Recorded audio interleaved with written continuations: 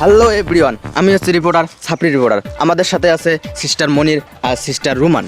এখন আমি তাদের পেশা সম্পর্কে জানতে চলেছি। আসুন আর তাদের পেশা সম্পর্কে জানি কিছু।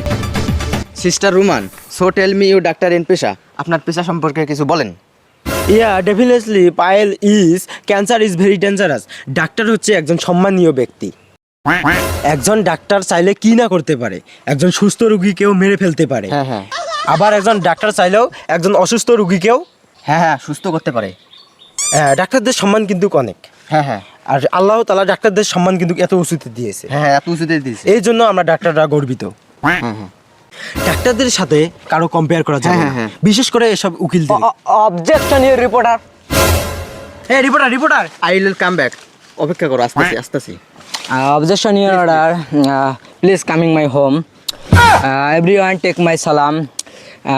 I am a reporter of Bangladesh, but I don't recovery. Doctor is very bad size. What reporter? She is very long size doctor. Sorry continue doctor দিয়ে ক্লোজ, কষাই দিয়ে কড়াই। এদের মতো ডাক্তাররা তো ডাকাত। কারণ এরা কি করে, এরা গরিব দুঃখীদের টাকা মেরে খায়। একটা অপারেশন করা 2-4 লাখ টাকা নেয়। আর আমার মতো উকিল কি করে, গরিব দুঃখীরা যখন জেলে যায় মিথ্যা মামলায় ফাঁসায়। ইয়েস মাই রিপোর্টার, যখন মিথ্যা মামলায় একজন আসামিকে ফাঁসায়। এদের মতো ডাক্তারদের জন্য কিন্তু এসব।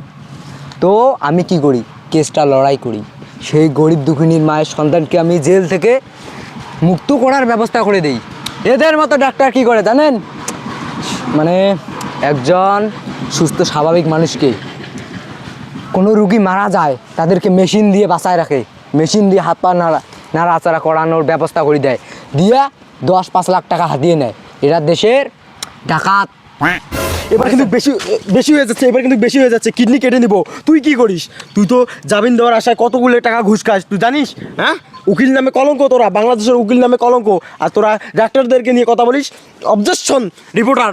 অবজেকশন 2। উনি কি বললো, এইমাত্র কি বললো?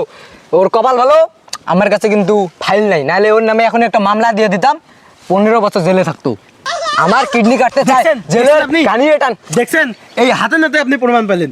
এদের মতো উকিলদের কারণে হাজার হাজার মায়ের সন্তান জেলে পৌঁছতেছে। এমনকি ঘুষ নিয়ে তাদেরকে জামিন করে দেয় না। তোরা কি করিস?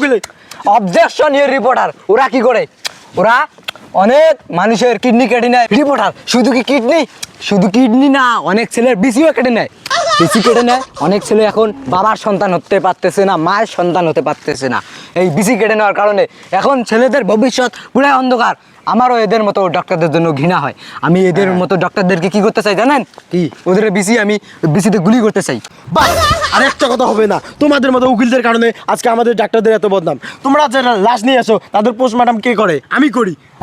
আর সেই কেস তোরা লড়িস। চুপ, একটা কথা বলবি না। এর কথা বলবো, কেস 909 কথা বলতেছি। এদের মতো ডাক্তারদের বউ থাকে না, এদের মতো ডাক্তারদের বউকে আমার মতো উকিলরা নিয়ে পালিয়ে যায়। সেই কেস আবার কে লড়ে জানেন? আমার মতো উকিলরাই লড়ে, এবং সেই ডাক্তারের বউকে ছিনিয়ে নেয়।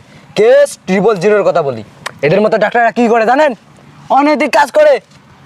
অনেক নার্স আমাকে 2-4টা রিপোর্ট এসেছে, কেসটা আমি এখনো লিখি নেই খাতায়। কারণ কি জানেন? ওই তো আমারও বিসি কেটে নেওয়ার হুমকি দিয়েছে। শুধুমাত্র আমার বিসি রক্ষার কারণে আজকে আমি এদের মতো ডাক্তারের নামে কোনো কেস মামলা করি না। এখন আমার বিসি গেলে যাবে, এদের মতো ডাক্তারদের কোনো ঠাঁই নাই এদেশে। আপনি কি বলেন রিপোর্টার? ইয়েস ওদের জন্য সমাজটা নষ্ট। এই উকিল আমার আত্মসম্মান নিয়ে টান দিছে, ইনি আমার বউয়ের কথা বলছে। 3টে বিয়ে করছি, এদের মতো উকিলদের কারণে আমার 3টে বিয়ে বউ পালাইছে।